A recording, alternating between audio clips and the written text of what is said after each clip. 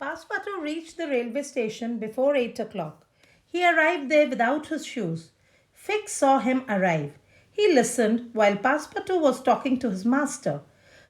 Passepartout told Mr. Fogg the story of the temple and the priests. Ha ha, thought Fix. Passepartout has broken the law in Bombay. Now the Indian police will give me a warrant. They cannot refuse now. With this warrant, I shall be able to arrest Passepartout. Perhaps I shall be able to arrest his master too. Fix, therefore, didn't get on the Calcutta train. He went to the priest in the temple. Come with me to Calcutta, he said. In Calcutta, we shall find the criminal, and the police will arrest him there.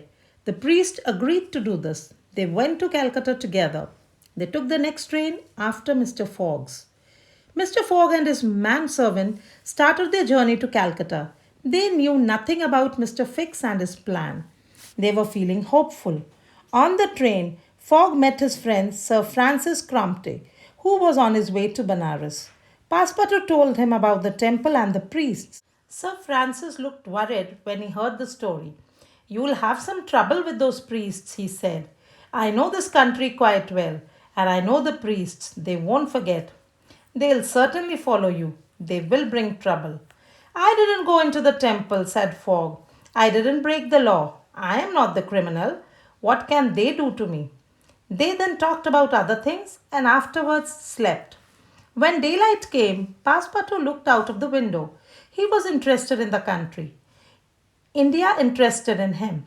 When the train stopped at a small station, Passepartout jumped out.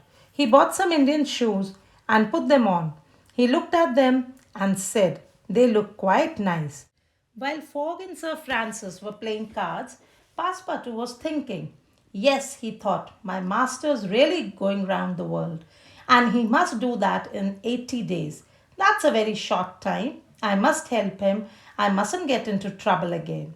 The next day was October 22nd. It was already daylight when Passepartout looked at his famous watch. It's only 3 o'clock, he said, and already it's daylight here. The sun rises very early in this part of the world. It's 7 o'clock, Sir Francis told him. Your watch is wrong. We are traveling to the east. We meet the sun earlier. The right time in this part of the world is 7 o'clock in the morning. Your watch shows the time in London. Your watch is wrong. My watch is never wrong, said Passepartout again. The sun is wrong, perhaps, but my watch? Never. He refused to change the time on his watch. His watch still showed the time in London.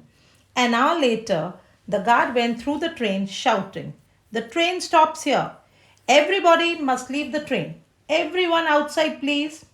Why must we get out? Passepartout asked the guard. The line ends here, the guard explained. The railway isn't finished yet. Not finished yet, exclaimed Sir Francis. But the newspaper said, the newspapers were wrong. The line isn't finished yet. You must leave the train here. Sir Francis was angry, but Mr. Fogg remained calm. Never mind, he said. Let us get out. If we cannot go on by train, we must find horses, or perhaps go on foot to the next station.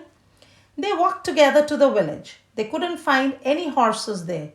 If we can't ride, we must walk, said Mr. Fogg calmly. Then Passepartout appeared. I have found an elephant, he told them.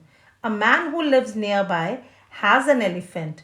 You have done well, Passepartout, said his master. Take us to that man.